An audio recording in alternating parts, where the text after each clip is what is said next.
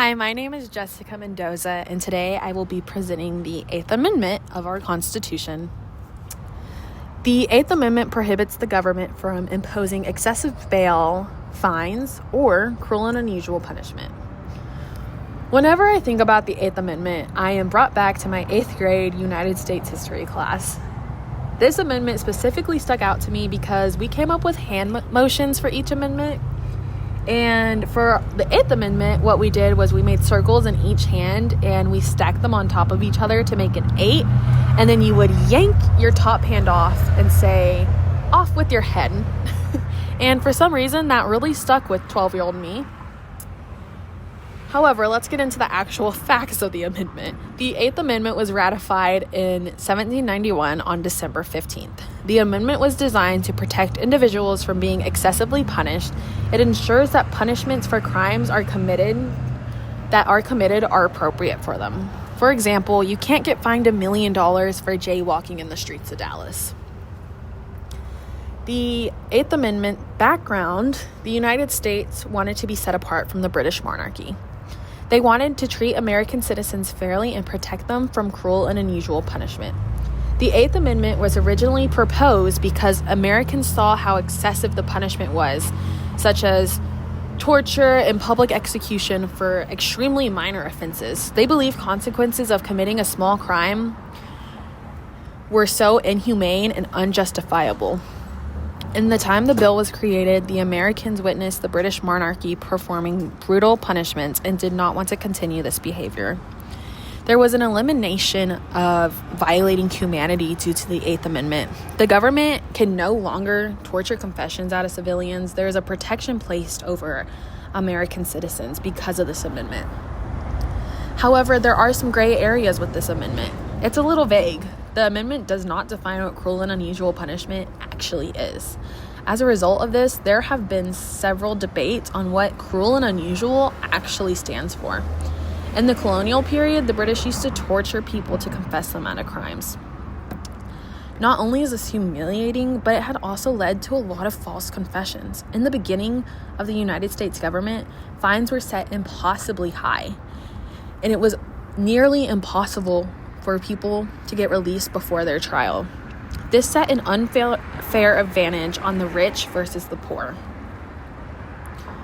Relevancy. The Eighth Amendment is extremely relevant today. It covers death penalty, prisoner treatments, sentencing criminals, and honestly, so much more.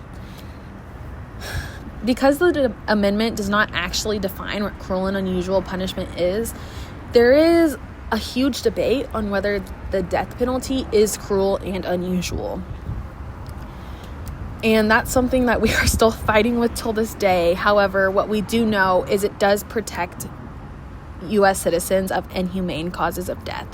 An example of this is torturing a person to death for a crime they committed. The law also protects prisoners from living in poor conditions. We have to take care of them and give them a safe place to live. Prisoners are required to have medical treatment as well and a safe environment in prison. And this law helps justify all of that. Challenge: Gregg versus Georgia. It was a U.S. Supreme Court case in which it was held that the death penalty for murder was not of itself cruel and unusual punishment.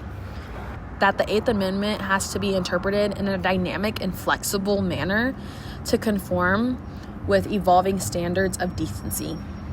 The court also ruled that the character of the defendant was to be considered when deciding whether to impose the death penalty, to ensure that it was not such punishment as it is disappropriate. So when it comes to the death penalty, we do have to consider why we are doing it and who we are doing it to. You don't just kill because somebody killed.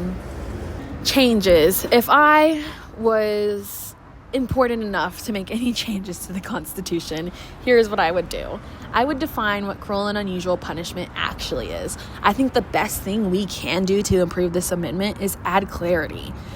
Defining what cruel and unusual punishment is would add consistency to the law and consistency to punishments for breaking the law. There are several debates over this amendment because of its vagueness.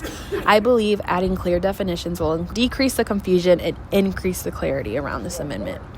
A clear definition of cruel and unusual punishment will lead consistency and accuracy when it comes to sentencing. I believe that it'll prevent a bias between the rich and the poor, and it'll ensure equality for all criminals. It will also end or justify the death penalty. A potential negative impact would be the reaction of our citizens. Americans are very entitled when it comes to their opinion, and they are not afraid to hold back how they feel. If they disagree with the definition, then they will make it known. And that could potentially cause a lot of riots and disunity in our union. These are the references I used for making my slides and writing my paper. And that is all I have to cover the 8th Amendment. Thank you.